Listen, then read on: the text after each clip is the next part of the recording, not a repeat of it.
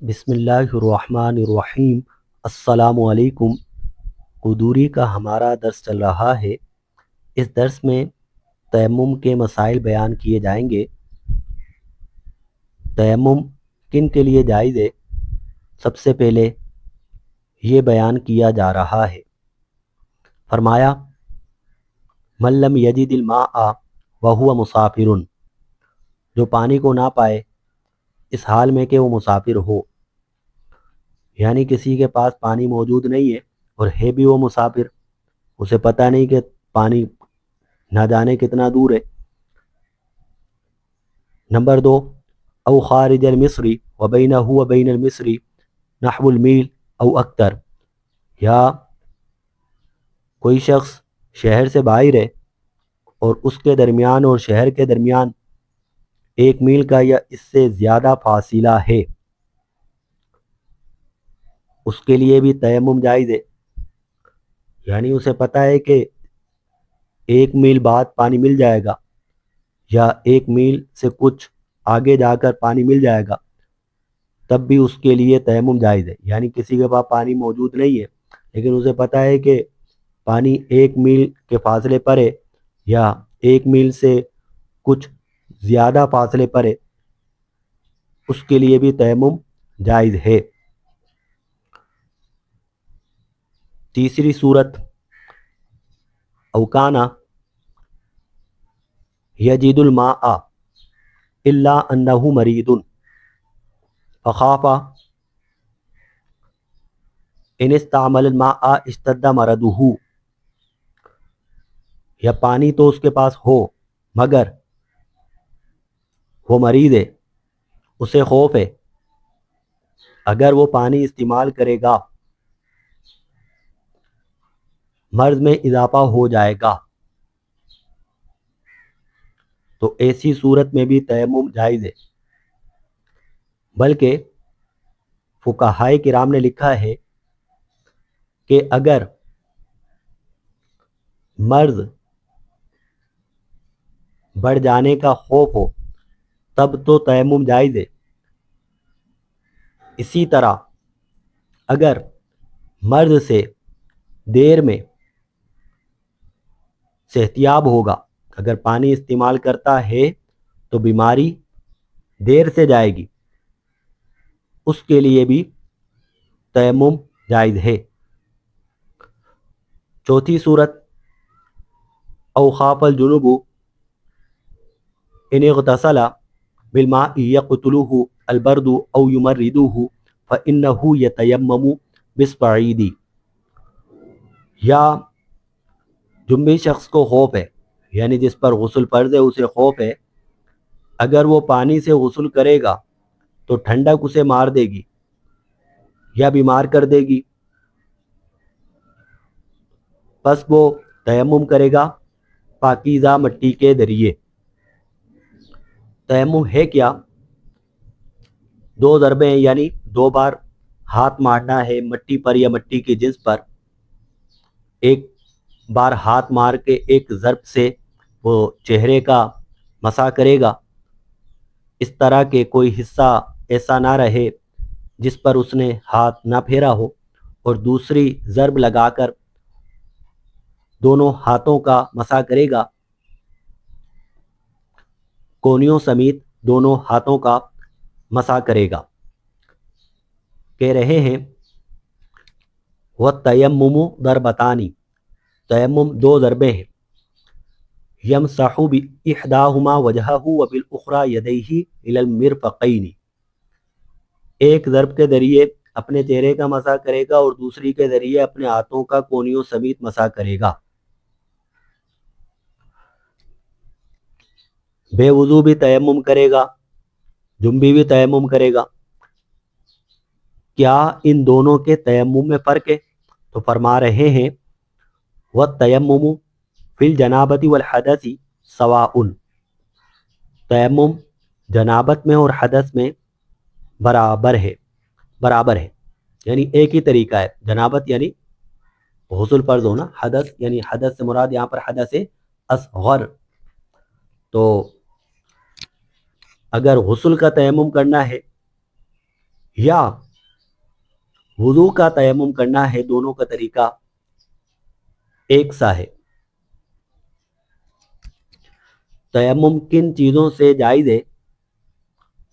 تو طرفین کے نزدیک یعنی امام صاحب اور امام محمد رحمہم اللہ کے نزدیک ہر وہ چیز جو زمین کی جنس سے ہے اس سے تیمم جائز ہے۔ اب سوال یہ پیدا ہوتا ہے کہ کون سی چیزیں زمین کی جنس سے ہیں؟ ضابطہ یاد رکھیے، چاہیں تو لکھ لیں۔ جو چیز جلانے سے نہ راکھ ہوتی ہے، نہ پنگلتی ہے، نہ نرم ہوتی ہے، وہ چیز زمین کی جنس سے ہے۔ نہ راکھ ہوتی ہے، نہ پنگلتی ہے، نہ ہی نرم ہوتی ہے۔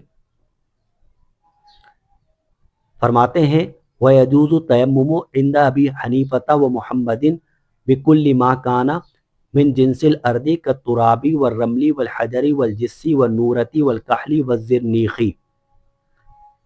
تیمم جائز ہے امام صاحب اور امام محمد کے نزدیک ہر اس چیز سے جو زمین کی جنس سے ہے، جیسا کہ مٹی، ریت، پتھر، گچ، چونا، سرما اور ہڑتال۔ فتویٰ اسی پر ہے۔ وقال ابو یوسف لا يجوز الا بالتراب والرمل خاصتاً، امام ابو یوسف نے کہا تیمم جائز نہیں ہے مگر مٹی اور ریت ہی کے ذریعے۔ یاد رکھیے تیمم میں نیت فرض ہے، وضو میں نیت کرنا مستحب ہے۔ ہم نے وضاحت کی تھی اگر کسی نے وضو کی نیت نہیں کی اور اعضائے وضو دھل گئے اس کا وضو ہو جائے گا۔ مثال کے طور پر کوئی نہر کے کنارے کھڑا ہوا ہے،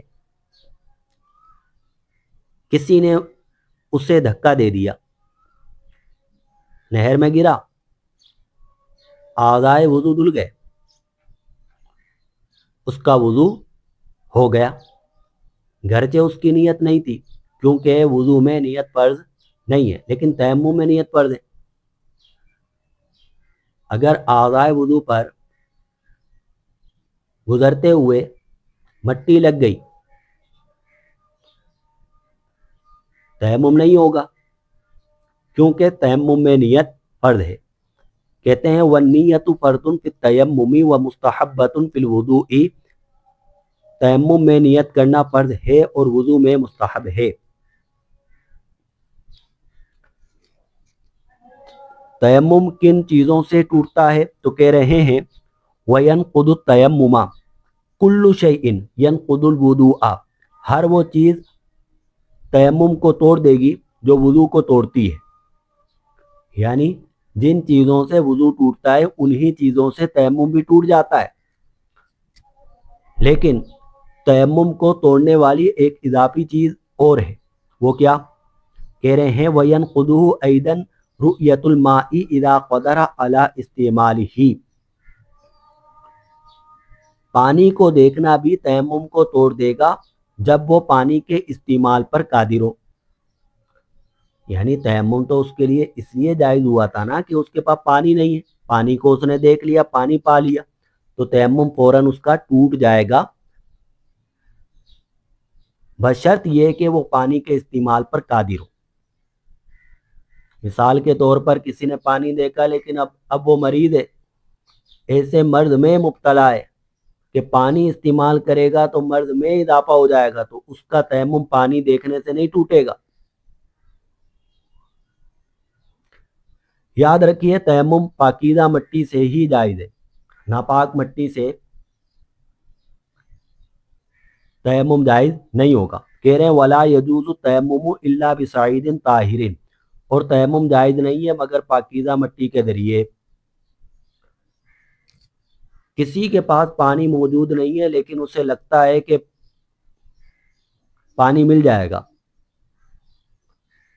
تو اس کے لیے نماز کو آخری وقت تک مؤخر کرنا مستحب ہے۔ یعنی مستحب نماز کا جو مستحب وقت ہے اس مستحب وقت کے آخر وقت تک نماز کو مؤخر کرنا اس کے لیے بہتر ہے۔ پھر اگر پانی مل جائے گا تو وضو کر کے نماز پڑھ لے گا ورنہ تیمم کر لے گا. مستحب ہے، لازمی نہیں ہے. وَيُسْتَحَبُّ لِمَن لَّمْ يَجِدِ الْمَاءَ وَهُوَ يَرْجُو أَن يَجِدَهُ فِي آخِرِ الْوَقْتِ أَن يُؤَخِّرَ الصَّلَاةَ إِلَى آخِرِ الْوَقْتِ فَإِنْ وَجَدَ الْمَاءَ تَوَضَّأَ وَصَلَّى وَإِلَّا تَيَمَّمَ. مستحب ہے اس شخص کے لیے جس کے پاس پانی نہیں ہے اور اسے امید ہے کہ آخر وقت میں پانی مل جائے گا، مستحب ہے کہ وہ نماز کو آخر وقت تک مؤخر کرے. یعنی نماز کا جو مستحب وقت ہے اس مستحب وقت کے آخر وقت تک وہ نماز کو مؤخر کرے گا. پھر اگر پانی مل جائے گا تو وضو کرے گا اور نماز پڑھے گا ورنہ تیمم کر لے گا. سوال پیدا ہوتا ہے تیمم کیا تو کیا ہر نماز کے لیے تیمم کرنا ہوگا؟ تو جواب یہ ہے کہ نہیں. تیمم کر لیا، جب ٹوٹے گا تو ٹوٹے گا. جتنی نمازیں چاہیں ایک تیمم سے پڑھ سکتے ہیں. کہہ رہے ہیں وہ یصلی بتیممہ ما شاء عن الفرائض والنوافل، اور تیمم کے ذریعے سے جتنی چاہے گا نماز پڑھے گا، فرائض اور نوافل پڑھے گا. ایک شخص مقیم ہے، شہر میں ہے، پانی بھی اس کے پاس موجود ہے، تندرست بھی ہے. دو صورتوں میں اس شخص کے لیے بھی تیمم کرنا جائز ہو جاتا ہے. نمبر ایک، نماز جنازہ حاضر ہے، اب دیکھ رہا ہے کہ اگر وضو کروں گا تو جنازہ ہو جائے گا، اور یہ جنازے کا سرپرست بھی نہیں ہے کہ ابھی کچھ دیر کے لیے جنازے کو روکے. تو ایسا شخص تیمم کرے گا اور جنازے میں شریک ہو جائے گا. دوسرا شخص نماز عید میں آیا، جماعت ہو رہی ہے، اب یہ دیکھ رہا ہے کہ اگر میں وضو میں لگا تو امام صاحب سلام پھیر دیں گے، تو ایسا شخص بھی تیمم کر سکتا ہے. تیمم کرے اور عید کی نماز میں شریک ہو. فرماتے ہیں وَيَجُوزُ التَّيَمُّمُ لِلصَّحِيحِ الْمُقِيمِ فِي الْمِصْرِ،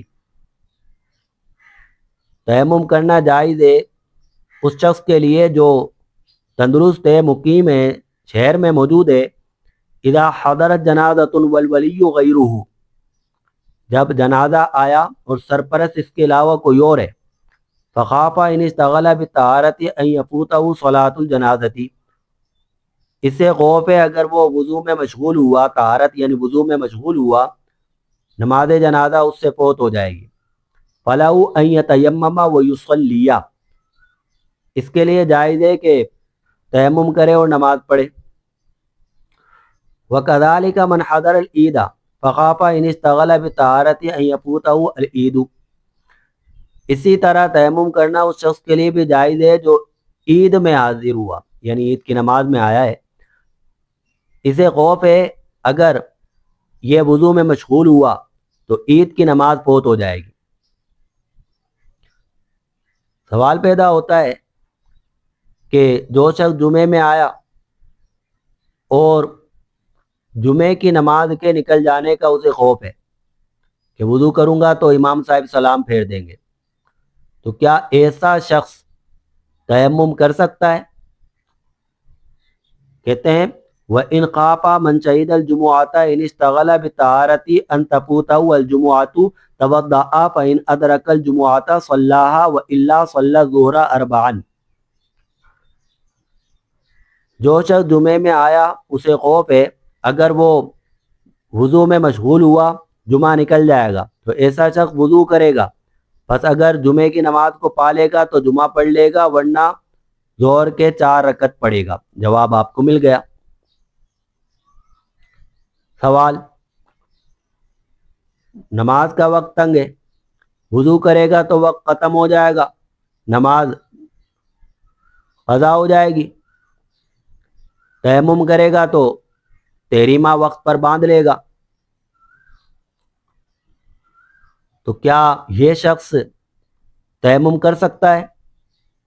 تو یاد رکھیے یہ بھی تیمم نہیں کر سکتا، اسے بھی تیمم کی اجازت نہیں ہے، بلکہ وضو کرے. وضو کرنے میں اگر وقت نکل گیا تو قضا پڑھ لے۔ وَكَذَلِكَ إِنْ ذَاكَ الْوَقْتُ فَخَشِيَ إِنْ تَوَضَّأَ فَاتَهُ الْوَقْتُ لَمْ يَتَيَمَّمْ وَلَكِنَّهُ يَتَوَضَّأُ وَيُصَلِّي فَائِتَتَهُ۔ اسی طرح اگر وقت تنگ ہے، اسے خوف ہے اگر وضو کرے گا تو وقت نکل جائے گا، تو تیمم نہیں کرے گا، وضو کرے گا اور فوت شدہ نماز پڑھے گا۔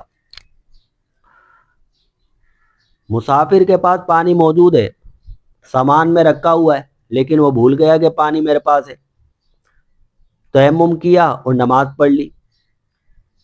ابھی نماز کا وقت باقی تھا، اسے یاد آیا کہ میرے پاس تو پانی ہے، تو اس کی نماز ہو گئی، نماز کے اعادے کی ضرورت نہیں ہے۔ اسی پر فتویٰ ہے والمسافر اذا نسی الماء فی رحلہ فتیمم وصلی ثم ذکر الماء فی الوقت لم یعد صلاته عند ابی حنیفہ و محمد۔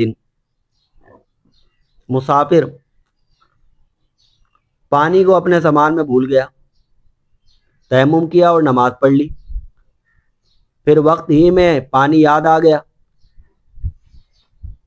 اپنی نماز کا اعادہ نہیں کرے گا امام صاحب اور امام محمد کے نزدیک۔ فقال ابو یوسف یعید، امام ابو یوسف کہتے ہیں وہ اعادہ کرے گا، لیکن فتویٰ طرفین کے قول پر ہے۔